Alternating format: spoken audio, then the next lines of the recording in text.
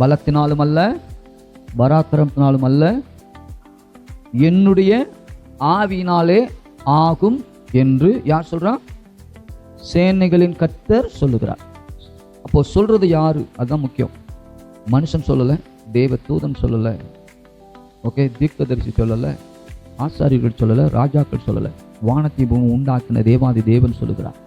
அவர் சொல்றாரு, சேனைகளின் கர்த்தர், ஒரு பெரும் சேனையுடைய உடன்படிக்கையின் தேவன் சொல்லுகிறார், உன் பலத்தினால் முடியாது எனக்கு தெரியும், உன்னுடைய பராக்கிரமத்தால் முடியாது என்பது எனக்கு தெரியும், ஆனால் என்னுடைய ஆவி உனக்குள் வருமானால், உன்னை நடத்துமானால், உன்னை ஆசீர்வதிக்குமானால், அந்த ஆவியினால் எல்லாம் ஆகும், ஆவியானவரால் எல்லாம் ஆகும் சொல்லிட்டு தான் அடுத்த வசனம் சொல்றாரு, பெரிய பர்வதமே, ரைட், மலையாய் நிற்கிற பிரச்சனையா இருக்கட்டும், மலையாய் நிற்கிற வியாதியா இருக்கட்டும், பெரிய பர்வதமே நீ எம்மாத்திரம், ரைட், பெரிய நான் சொல்றேன், இந்த வருஷத்துல செருபேபேலுக்கு சொன்னதை போலவே இன்னைக்கு நான் உங்களுக்கு சொல்றேன், உங்களுக்கு தடையாய் நிற்கிறேன், உயரக்கூடாதபடிக்கு, வாழ்ந்திருக்க கூடாதபடிக்கு, சுகமா இருக்கக்கூடாதபடிக்கு, செழிப்பா இருக்கக்கூடாதபடிக்கு தடையாய் நிற்கிற எல்லா பெரிய பர்வதங்களும் உங்களுக்கு முன்பாய் சமபூமியாய் மாறும்.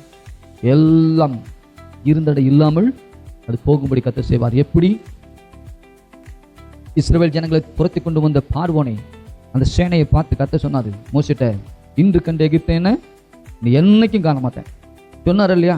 இது வரைக்கும் உங்களை பயமுறுத்தி, உங்களை அடிமைப்படுத்தி, புத்தடமையாக்கி, திருப்தியாக சாப்பாடு போடாம உங்களுடைய பலத்தை எல்லாம் சுரண்டி எடுத்து அவன் செழிச்சிருக்கான். இப்போ இனி ஒரு நாள் நீ காணக்கூடாதபடிக்கு இதோட மொத்தத்தை முடிக்கணும்டானாரு. அதுக்கப்புறம் எலும்பை விடவே இல்லை. அதே போல இந்த வருஷத்துல கர்த்தருடைய ஆவியான உங்களோடு கூட இருக்கிறதுனால எல்லாம் பெரிய பர்வதம்னு நீ நினைக்கிறீங்களா இல்லையா?